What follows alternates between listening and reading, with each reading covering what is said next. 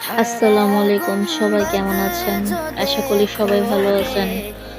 আজকে সবজি দিয়ে মাছ রান্না করলাম, সিম, আলু, ফুলকপি দিয়ে। কেমন হয়েছে সবাই জানাবেন। সন্ধ্যার জন্য চা রান্না করতেছি। সকাল সন্ধ্যা তো চা না খেলে চলেই না। এটা আমার নতুন পেজ, সবাই আমাকে সাপোর্ট করবেন। আমাকে লাইক, কমেন্ট, শেয়ার, সাবস্ক্রাইব করবেন। শীতের মৌসুমে সবজি দিয়ে তরকারি খেতে ভালোই লাগে। সবাই আমাকে সাপোর্ট করবেন, আমার জন্য দোয়া করবেন, আমি জানি সামনে এগিয়ে যেতে পারি।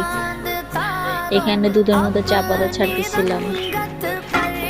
আমার হাতে চাটা খুবই ভালো হয়, এটা সবাই বলে। আমি বাইরের চা খাই না, আমি রান্না করেই চা খেতে পছন্দ করি। আমার হাতের চা আমার হাজব্যান্ডও খুব পছন্দ করে।